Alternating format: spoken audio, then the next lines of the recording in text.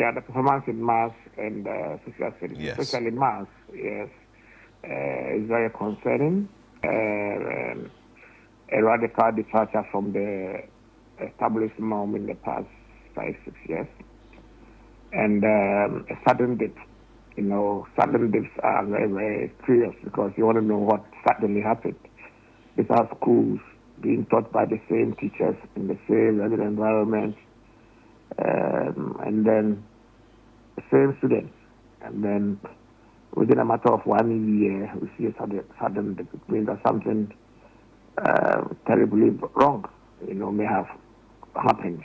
So it's very, very concerning, especially in a country where you are producing 500,000 secondary school graduates, of which only 40% are going to tertiaries. That's about 200,000.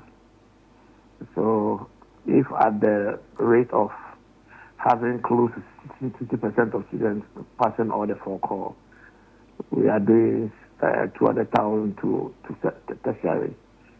Obviously, we'll be doing much less if only 45% only about 45 to 48% are passing all the four core. So it's very concerning. But when such issues happen, you need to find out what the causes are likely to be. So we are waiting for the chief examiner's report. Will give us a clue about what went wrong. At the same time, we have started conducting various researches. We are doing 2 different researches. First, we are undertaking a survey of all senior high school teachers. This morning, I just went onto the dashboard, realized that so far we have, let me see, we have about 648 senior high school teachers responding so far about what the top 4 likely causes of what happened. And so far, about 81% of the teachers believe that one of the top 4 is poor student preparation toward examination. 46% of the teachers believe that one of the top 4 is strict invigilation and supervision. And then we have 31% of the teachers believing that one of the top 4 is no questions and answer leakage. And then we have 21.9% of the teachers believing that difficult questions is part of the top 4. There's another 24% that went for others. And if you review the responses coming from the others, the top 3 responses under others are excessive social media use, indiscipline, and then I think the third one is reliance on teachers. People who relied on teachers, and then on that day they couldn't deliver. So basically, it gives us a fair idea about what teachers believe could have contributed to the abysmal performance in mathematics, especially.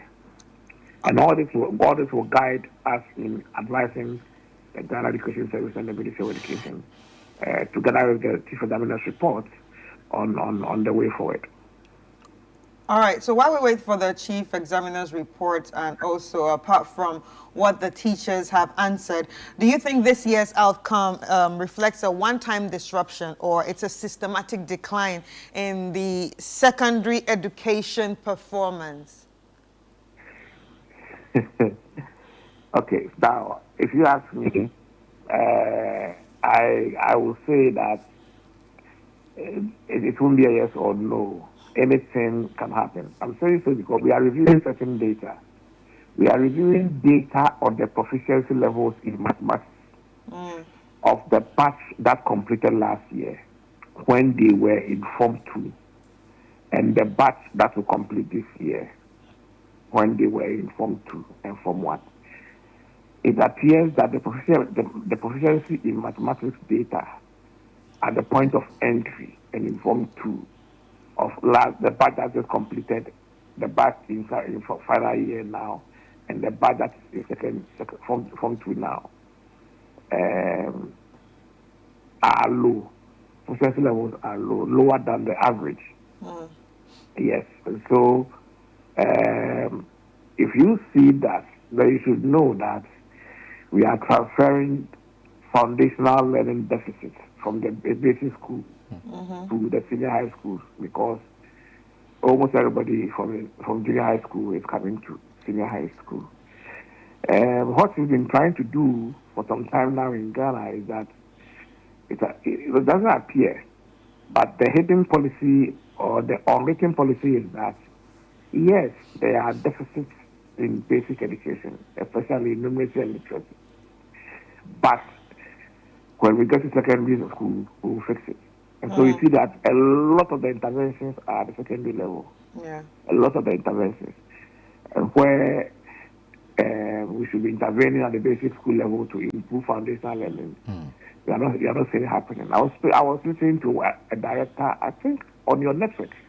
I was listening to a director in the Western region saying that yes, on GFM yesterday, saying that a girl who got admission to a school in her district with a grade 12, couldn't write her name. Yeah, And she was in Form 1. That was the headmistress of Ahantaman, who says that there was a lady who got grade 14 but couldn't write her name when she came to school.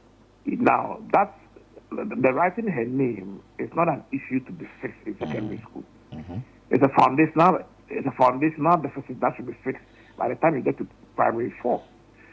So the issues that are manifesting at the secondary level are issues that should have been, or that can be fixed at the basic level and not secondary level.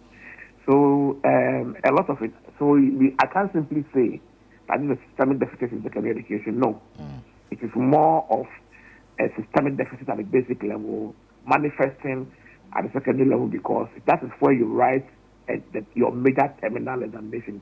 BEC is just for school placement. So our terminal examination from our tertiary education system is WASSCE. So that's where you will see, the gaps manifesting at the scale that we are seeing. So it is not just about focusing on secondary education. Of course, it's important to strengthen interventions there, but we must continue to improve quality at the basic level.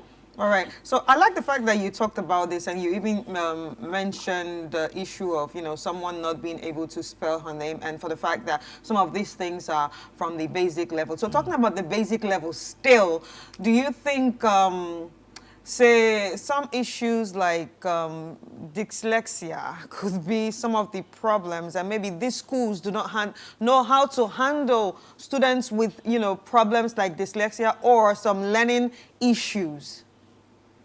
Yes, dyslexia, dysgraphia, all these are disabilities that affect learning.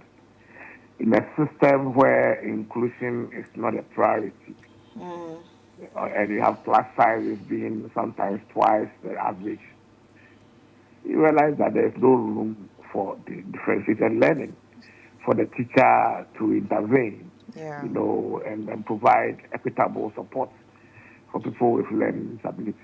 And so it's a generic thing. If you don't come along, we leave you behind. That is a major problem with our education at a basic level. Our pupil-teacher ratio data is rising. Even at the national level, we are doing in excess of 40, about 42 at the primary level. At the junior high school level, we are doing twice the PTR per data we collected in March, for that's 2025 data. And that's why we keep making the point that we need over 30 teachers in our schooling system, at least to ensure that classrooms that are lacking teachers have teachers. So, yes, it is true. When you have high number of students in class, teachers cannot reasonably differentiate and provide customized learning support for children with learning disabilities, including dyslexia and dysgraphia and all the related disabilities. Another major reason is also the fact that the language is a key issue. The language barrier is a major issue. I was reading a report. I was reading the survey, some of the responses that were coming under the others. And I realized that people are talking about, the children do not understand the language that we teach them. This is secondary school. Yes, they don't understand the language. So imagine at the basic level. So at the basic level, one of the main reasons for the foundational learning deficit is that there's a language problem. Children are still struggling to learn in English. Not learn English, or to learn in English. It's a challenge for many. And so a lot of things must change and improve at the basic level if we are to solve this problem at the secondary level.